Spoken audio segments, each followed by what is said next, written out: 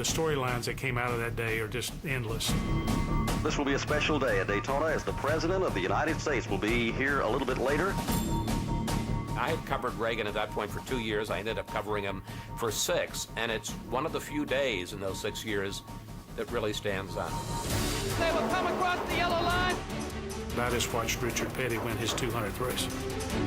My whole body was like shaking. I actually think my heart stopped at one point. It was one of those goosebump moments. So you could not have created that. It was a perfect day. It was made for a movie. Saw Dad standing there with the President of the United States, and it was like, oh gosh. The whole day, it was just beyond imagination.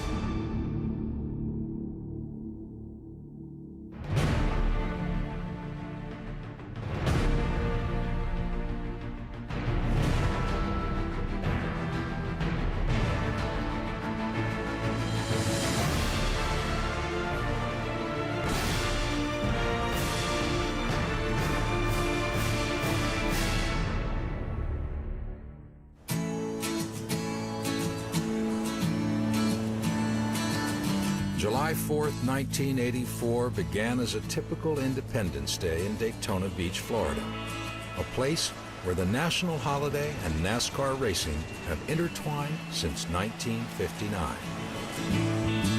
It's a sunny Independence Day in Daytona Beach, Florida, and the Grand National Stock Car Racing crowd has come back to the Daytona International Speedway for one of the sport's most important events, the Firecracker 400. Hello, I'm Jim Lampley. This race marks in each year the midway point of the Grand National Stock Car Racing season, and of course, being held here on the circuit's most fabled and prestigious speedway, Daytona, it is one that every driver wants to win.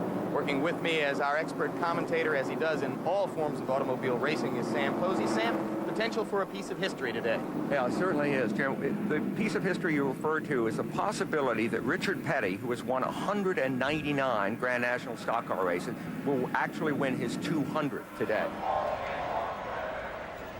1984, I wasn't the sharpest I'd ever been as far as being a driver, but I think I was still competitive enough that we could win races. And from the standpoint of, you know, the age and all that kind of stuff, I wasn't on the downhill deal yet. I was just sort of holding my own with the situation that we had. He was not running up front as much then as he had been earlier in his career, but I think he had already been established as the king because of the number of wins that he had, the number of championships, the number of Daytona 500 victories. He was already the king at that time. Key in Richard's domination over the years was Dale Inman and the crew that they had. Richard was a pretty good engineer about what he wanted in a race car. And if he could communicate it to Dale Inman could get it done from the crew, whether it was springs, shocks, sway bars, motors, whatever. If Richard told Dale Inman, this is what I need in this race car, somehow or another it got done. In 1981, veteran crew chief Dale Inman left Petty Enterprises as Richard and his brother Maurice struggled to maintain the team's past success. A resurgent Richard Petty is rolling to the line. He is going to win. He's done it. He's won number 198 in his search for 200 career wins.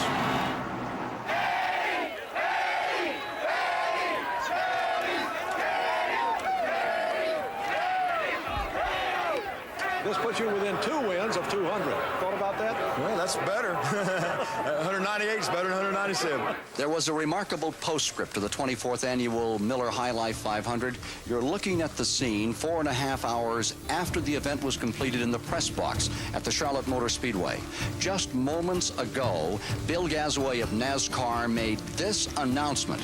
Richard Petty's motor was found to be some 24 cubic inches over the limit. And at the end of the race, left side tires all the way around. That's a big no-no. The penalty, $35,000 fine, a 104-point disallowance. But the win, number 198, stands. That race signaled the end of an era at Petty Enterprises. With Richard's son Kyle now racing, everything had changed at NASCAR's oldest family race team. I looked at the situation and felt like, okay, you know, we got enough money for one car here at Petty Enterprises, so let's leave Kyle at Petty Enterprises, and I might have a better chance of going out and doing an outside situation. And we looked around, talked to a bunch of people. Then we got with Mike Curb. Mike Curb was a modern-day Renaissance man, a record producer with over 300 #1 hits and a NASCAR team owner. In 1983, he needed a #1 driver. Bill France called me and he said, "Are you sitting down?" And I said, "Yes." He said, "Well, I've got a driver for you." I said, "Who?" He said, "Richard Petty." I said, "What? Richard Petty wants to drive my car?" He said, "Well, let's put it this way. He's going to drive for another team, and I've recommended your team." So I met with Richard, and he agreed to sign with us for 2 years.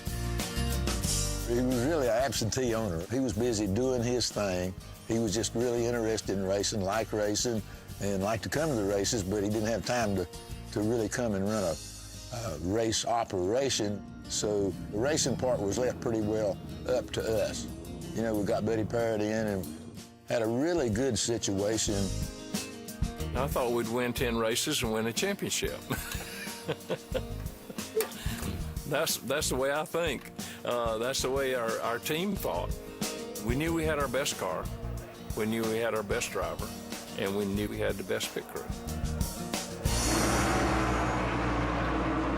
Petty's 199th win prompted serious talk about reaching the pinnacle, number 200.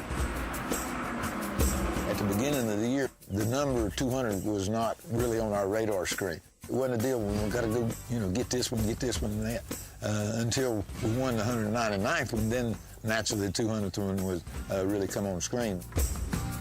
I don't think Richard cared about 200. He was wanting 210. But when we won the race at Dover, Delaware, things started heating up a little bit, and especially coming up to Daytona. And that was the race we were bringing President Reagan to. I never dreamed we would win.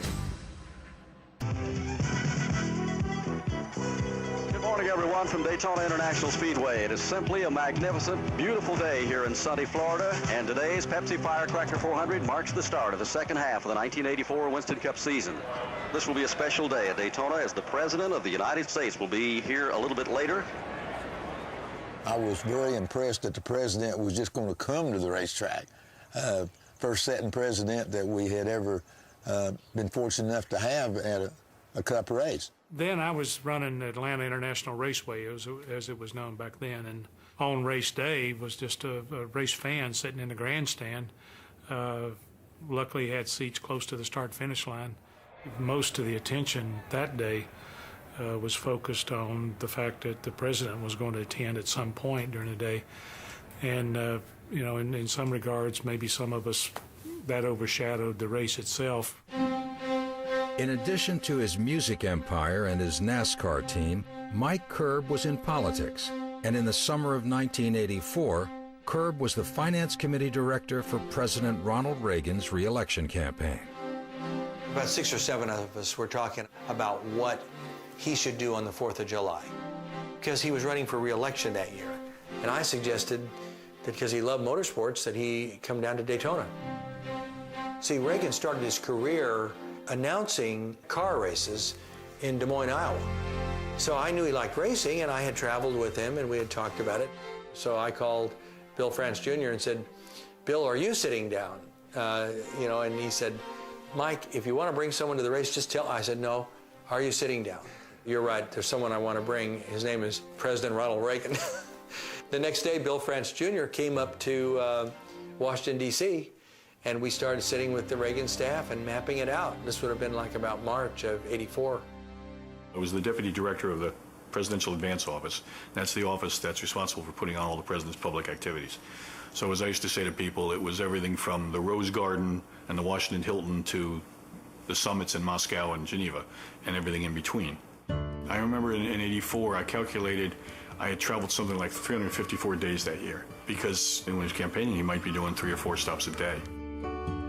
The themes that had been developed for the election year had been sort of all-American things, in effect wrapping the president in the red, white, and blue.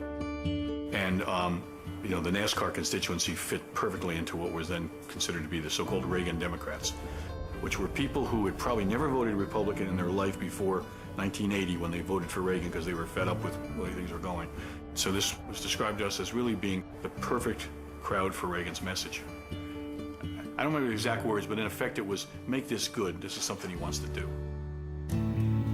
The NASCAR stars of the day were keen on the idea too. In fact, Richard Petty already had a tie to this particular president. I met him 3 or 4 times. I've been to the White House a couple of times because we've been big into Republican politics in North Carolina. He was just a regular feller, okay? He'd sit here on the front porch and we'd just talk about whatever. I mean, to me, he was just a down-home guy. President Reagan was a hero of mine anyway. You know, earlier I had won, I guess, the 82 500 and started my victory lane speech with "I love Ronald Reagan." Right, Ned, and I want to say I love Ronald Reagan. Once again, all right, yeah, back to Clay. I was just so pleased that he was coming, and that's another reason why I wanted to win the race. It was both fun and exciting from the racing, but it was also huge from a patriotic aspect. In those days, the 400 was actually run on the day of the 4th. This was like in the middle of the week in 1984. It wasn't a weekend. It was a hard holiday of July the 4th. It was no holiday in the NASCAR garage. Blistering heat, a sellout crowd, and tight security made it evident that this would not be an ordinary 4th of July. The most unusual thing was that when we came to the racetrack that morning, we couldn't get in the garage area because everybody had to go through metal detector. That was the first shocker that, you know, we really didn't know all that was going to happen. When the president comes in, it's almost sort of diabolically opposed to what the normal plans are because now you're trying to change everything. So, you know, let's say we've got to bring a motorcade through. You're talking about 25, 27 car motorcade. It's got to be somewhere where there's a scrambled phone there, and the White House communications agency comes in and sets that up and makes sure that if, you know, the missiles were coming over from the Soviet Union, you know, the president's going to go somewhere, and that's that room that's set up there. But a lot of things that just, frankly, got in the way of the way normally things were done. I mean, how many years had they already done this, and we were there to tell them how well this is going to change. That particular morning, we had to leave extra early because the security was extra tight, and it took us like 2.5 hours to get through the tunnel because they had to search the inside, outside, you know, everybody in the car before they let them in the infield. And then I can remember thinking, wow, it would be like a storybook if you know, Daddy could win. It just seemed like a dream, a fairy tale, kind of. What was at stake for Richard Petty and his team that morning, I remember watching those guys, and you could tell from the intensity that they were working on the car and just looking at the team, you knew something big was up as far as them wanting to win that race. We got through inspection. We had our problems with that car, you know, getting through inspection with it because it was a very, very nice piece. Trust me, we had our mind on one thing. That was the race. It was just another day. You know, didn't think it was any more special than what the day before was. It was just another race day, and as far as being able to put it all together, winning the 200th race in front of the President of the United States on July the 4th. You know, I didn't daydream that far.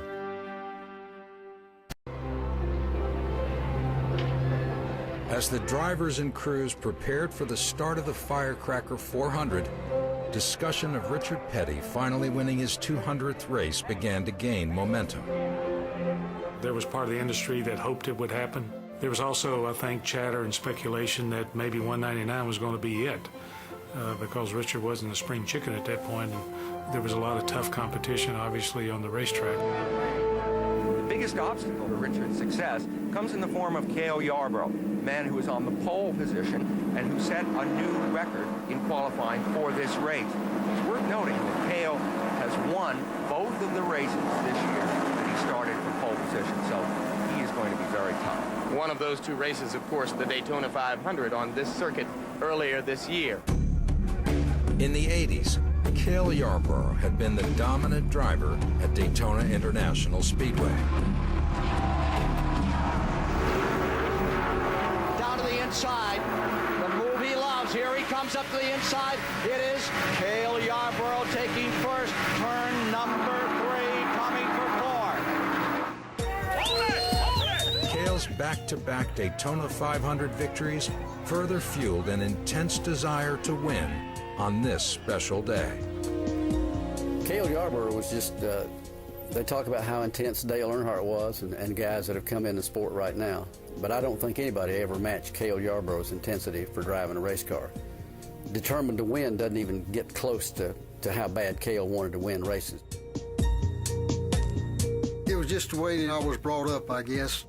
I was born and raised on a farm, milked a cow in the morning, plowed a mule, and there wasn't any racing in my background growing up. But when I finally got there, I was determined that I was going to stay there.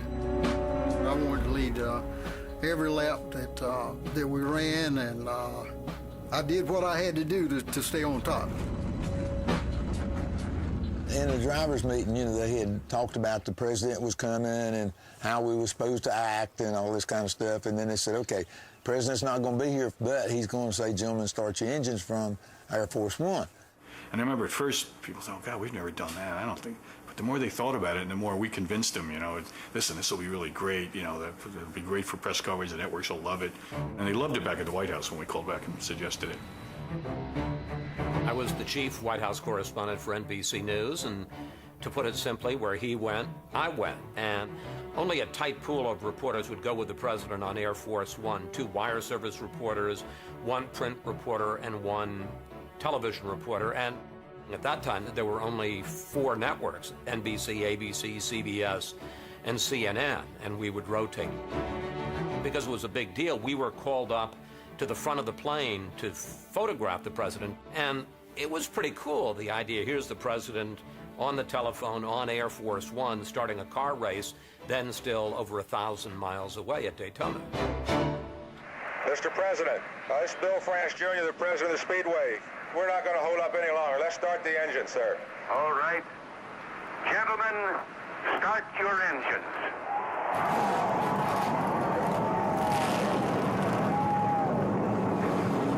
And with that command from the President of the United States, 42 engines come to life on pit road. We are just minutes away from the start of the Firecracker 400.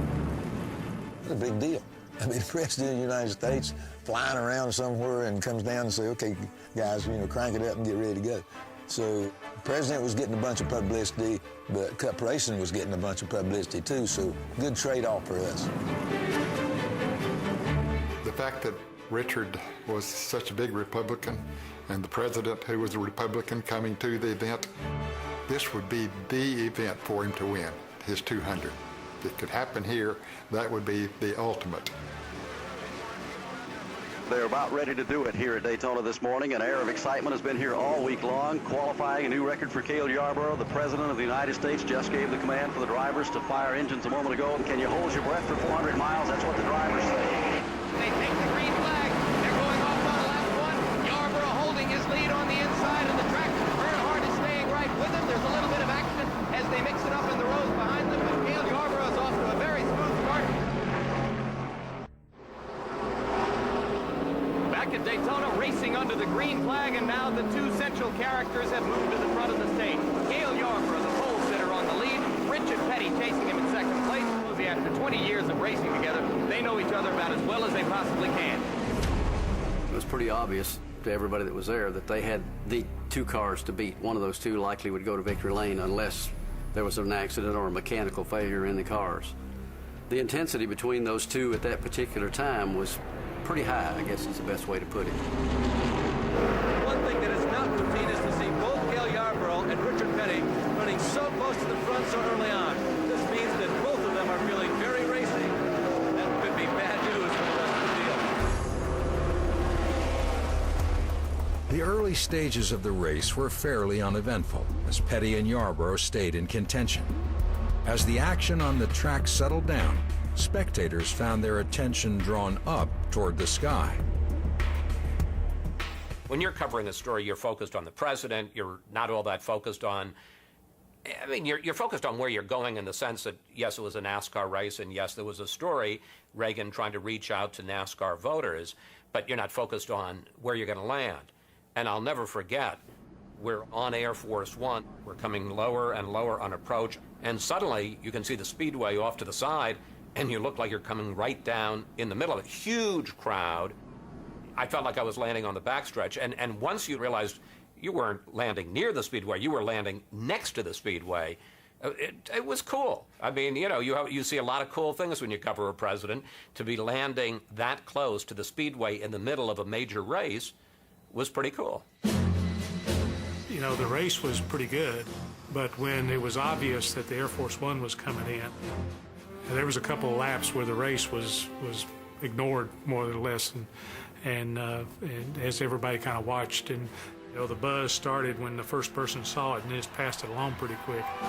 People stood up and cheered, and it was an exciting moment. Yeah, I saw the plane. You know, we were in a place on the racetrack where I was able to look over there and see it. But I did see it with my own eyes, and I was really pumped about that. I actually think my heart stopped at one point. You know, when that plane was landing, you know, just the thought that this could be happening. Air Force One carrying President Ronald Reagan, hovering even now over the backstretch as the cars go by. What none of us knew was that the lone car on the track at that point would be Richard Petty's car. And it was just perfect. It was beautiful. That was a great picture. I mean, you know, we were on the backstretch all by ourselves. I got to talking to the guys that took the picture, and I think he worked for the paper down there, and he was just following the airplane in, okay, and he followed it in, just click, click, click, click, click, and said he got back that evening, and he had a world-beating photograph, so he got a lot of play out of that particular picture.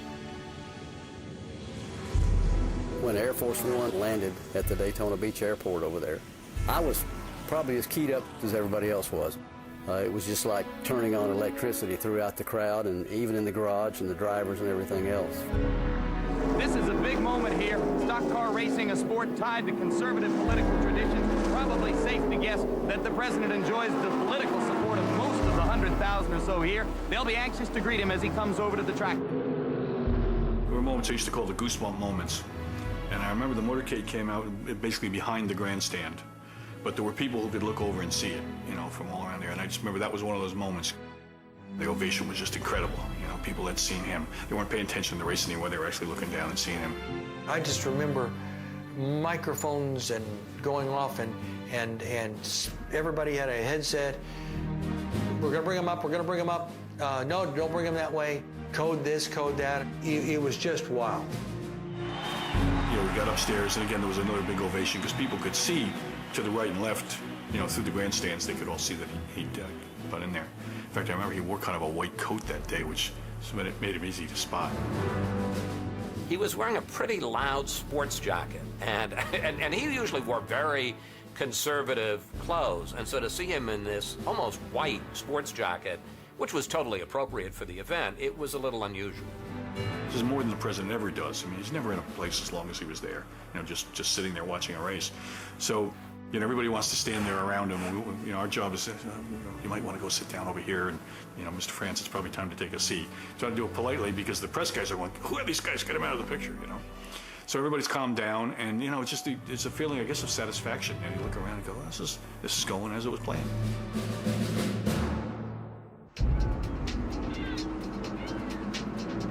And now out on the track, the leaders for the moment are the two men who began the day as the focus of this story. Number 28, Cale Yarborough in the lead, trying to repeat the feat of earlier this year when he won the pole and then won the race for the Daytona 500, trying to do it again in the Firecracker 400. Right behind him, in car number 43, Richard Petty, trying today to win his 200th Grand National Stock Car race. They are the leaders at this moment. We're a little more than halfway through the Firecracker 400.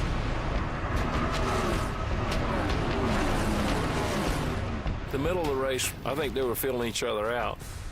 Cale liked to lead a lot more than Richard did. Or maybe Cale could lead and we couldn't. But we had a real good pit crew, and we had great pit stops all day.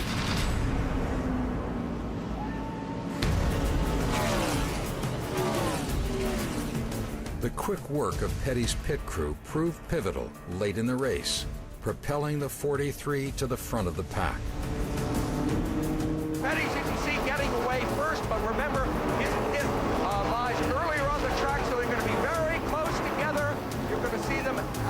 Petty does, however, have the better of the exchange in the pit. While Petty held on to the lead, MRN radio announcer Ned Jarrett prepared to interview the President of the United States to a live nationwide radio audience.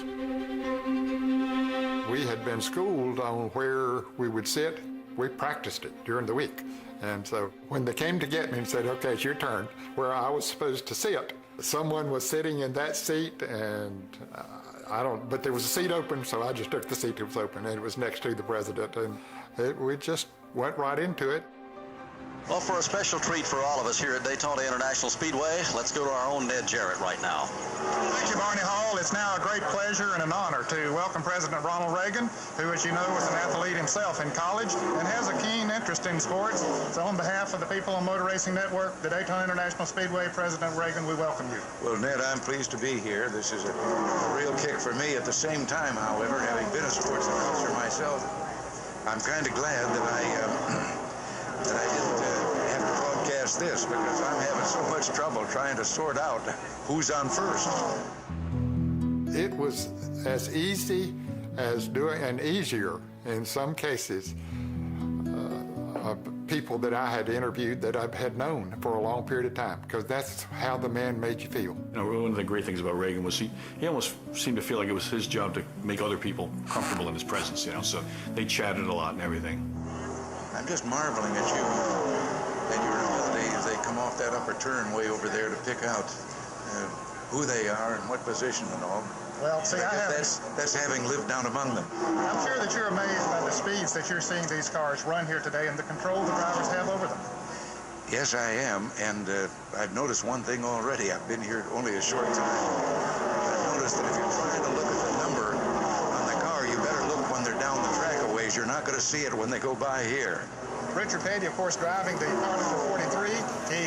Here he comes now off of turn 4, the blue and red car, and I believe you have some special ties to the owner of that car. Yes, and he's sitting right up here, Mike Kerr, who was out there, and shouldn't mention this on a holiday like this, partisanship, but we were kind of tied up in politics.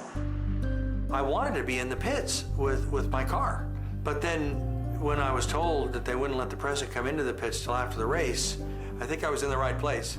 And they obviously didn't need any of my pit calls, did they? You know, if I were faced with the responsibility of broadcasting this, Ned, and with Petty out in front, I would just keep watching Mike Kerr down here to find out whether he was in front yet. His reaction tells the story. Yes. It certainly does. So he's everyone here. I think Petty has such a tremendous following that they've been waiting for him to win 200, but he has his hands full now as Yarborough continues to what we call in the sport reel him in, because he's gaining on him. As I talked with President Reagan, and I said, well, you're a former sportscaster. Would you like to call a few laps? Why don't you pick him up and call him down through the front straightaway? Oh, wait a minute here. He tried, and it didn't really work. He did a thing where he said, well, somebody's coming around the corner, and, well, somebody just passed somebody else. Somebody just went past somebody right out here in front of us. I don't think that's informed anyone who's listening on radio very much about the race, but I thought they changed positions just as they went by. They certainly did, and Cale Yarborough, who is running the car number 28, is gaining on Richard Petty right now, who is running out front. As we see going into turn 1, Cale Yarborough continues to gain on Richard Petty, so it looks like we'll have a shootout down near the end of this race between those two drivers. So we're going to throw it back upstairs again, Mr. President. It's been a real pleasure having you here with us today for this Pepsi Firecracker 400. Well, it's a wonderful 4th of July for me, and I wish everybody a very happy one. We know that you look forward to greeting the winner. It was a very special moment that here's an old country boy from North Carolina that had an opportunity to sit beside of a president and talk to him for that long of a period of time. And I thought back, how many people important people around the world would love to have that much time with the President of the United States, and I had it. As the closing laps of the Firecracker 400 approached, Richard Petty and Cale Yarborough battled back and forth for the lead.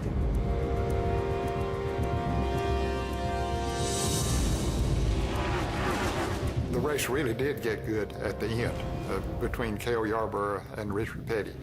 And they were really going at it, swapping the lead back and forth, and didn't know who was going to win it. There goes Petty, and there goes Yarborough with him. As they go down the back straight, it is Richard Petty now in turn 3 who has taken the lead. They'll come out of turn 4 and onto the front straight now with Petty in the lead, Yarborough in second place. It came down to Cale was waiting for the last lap. Cale's just coming like gangbusters. I'd raced with him all day, and I knew my car was a little bit better than his. I tested him a time or two, knew where I needed to be on that final lap. I had Richard set up right where I wanted him. I wanted that last lap slingshot. He knew what was coming. He knew what was going to happen. So I was sitting there, I said, okay, I know basically what Cale's going to try to do, and now what can I do? I said, okay, I'm going to hoodwinkle him here. I'd run some pretty good laps and stuff, run wide open, and I said, okay, now this is the way I'm going to play this game. Every lap, I'd lean off a little bit, slowing the pace down. Well, Cale's back there busy running and not noticing that the pace was slowing down. He was backing the race up. He was backing himself up so he would have something at the end. We are building toward a dramatic finish. President Ronald Reagan looking on alongside Bill Brands Jr. It is Richard Petty in car 43, Cale Yarborough in car 28. Now as they try to position themselves for the last lap first to the finish. I made a mistake in that race. My car was quick enough that I could have won the race instead of waiting for that last lap slingshot move. We come down the front stretch with a couple laps to go, and here's a car way up in the air going in the first corner. And I said, oh, okay, this is going to be it. And a car is spun out. Doug Heveren's car is spun out in turn 1. The yellow caution flag is going to come out. We went right past the start-finish line before they threw the caution. So we knew whichever one was back first was going to win the race. This will, in all intents and purposes, perhaps be the last lap of the race. And then when the caution came out, then Cale realized that he better get on the deal. But that's when Richard surprised the heck out of him because he had something left. Quick as I seen what was happening, I go wide open again, okay? We were going into turn 1, and I was right on his bumper. I didn't have my right distance behind him to make the slingshot work. I got by him anyway, and I beat him into the third turn.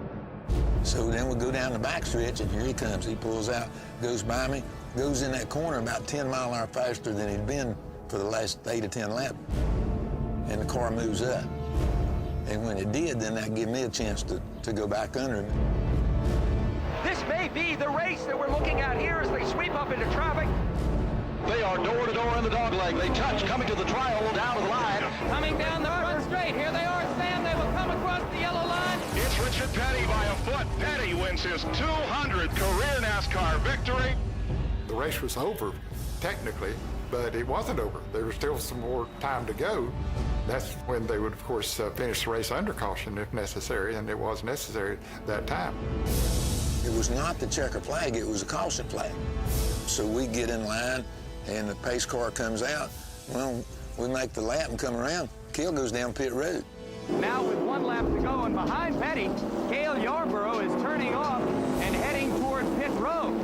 No, Cale goes right through the pits and back out. I'm trying to think if there's any remaining element of strategy that could have dictated that move. I can't think of it.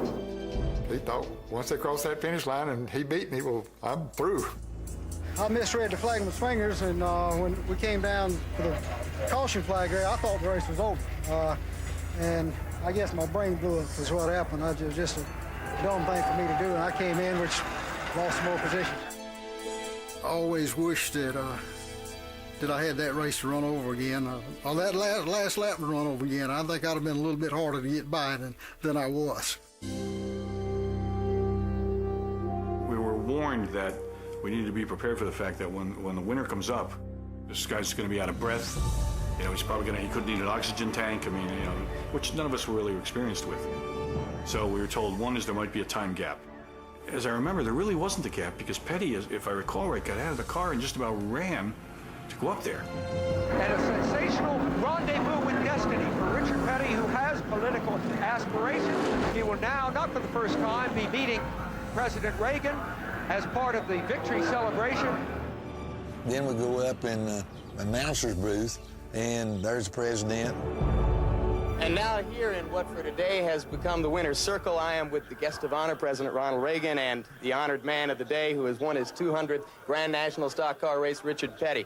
Mr. President, it's great to have you here. A member of your staff intimated to me yesterday that although you are interested in the fortunes of all race drivers, you might be excited to see this occasion, Richard Petty winning his 200th. It's quite a day, isn't it? Well, it certainly is. I understand that no one in the whole history of racing has ever done that or ever won 200 races. I thought it was a fairly long interview.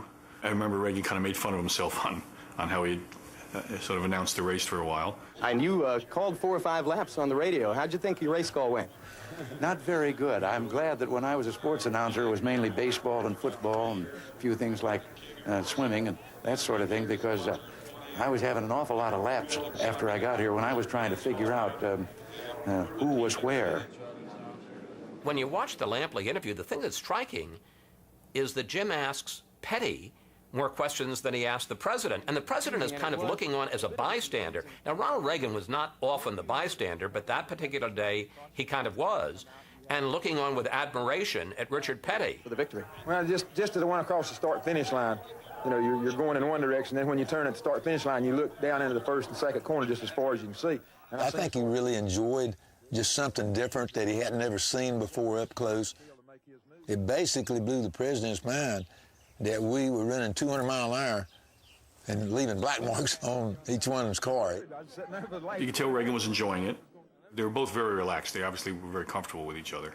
With all the presidents that's ever been in the United States, this is the first one that's ever showed up at a racetrack. So everybody's got to go from that, from racing standpoint, and I wanted to be the one that was able to welcome him to Grand National races. Ronald Reagan and his team saw the NASCAR demographic as an important political constituency. He went after it that day, and my guess is he got a lot of votes. I join in the congratulations. I even have a conflict of interest here because he's doing some yeoman service in a political sense. What was really neat about it was we got the president on the sports page, but he got us on the front page. So it was a good trade-off. While the president and the king chatted in the grandstands, the iconic number 43 was pushed into victory lane for the 200th time.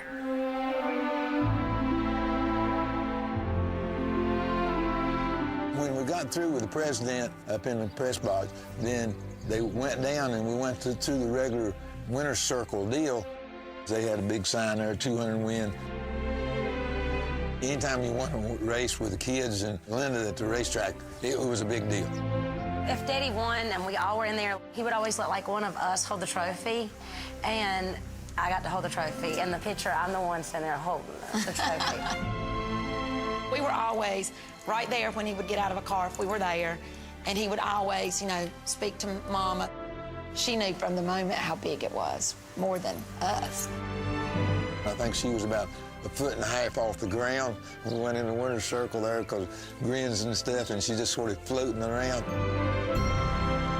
I had to go then and clean up, take a bath, change clothes and stuff, because they said as quick as the race was over with, was going to have a picnic with the President of the United States. My guess is that we decided it was going to be something sort of very ordinary American.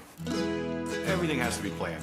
You're planning where he's going to sit and who he's going to sit with, and then you've got White House stewards that have to come in and supervise where the food came from, the preparation and the serving and things like that. And they all brought us some chicken. Okay, so we had a chicken dinner. I think Bobby was on one side of the president, and I was on the other side of the president. He was a hero of mine, and I was just so pleased to be around him, to be there by him. Just listen to every word he said.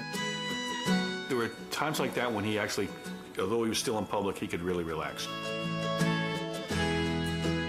Reagan was a performer, and whether he was laid back or not, he knew what his role was to play there.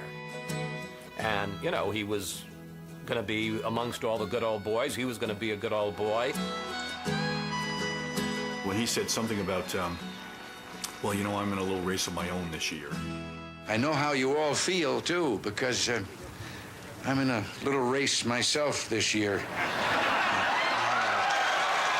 It was a non-political event, but I think he had to make an allusion to the campaign somehow. It was a great coincidence that they had Tammy Wynette, and when we found that out, I mean, I guess it was fairly obvious, but the first thing we said was, could you sing Stand By Your Man when the president's here, because obviously the allusion to the re-election.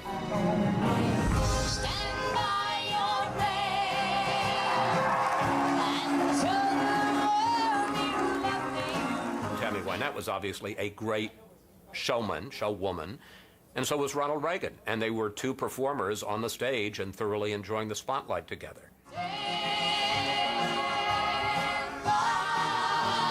Not only was the president standing beside her, but they ended up arm in arm, head to head, and that was pretty unusual. Ronald Reagan didn't do that with just anybody.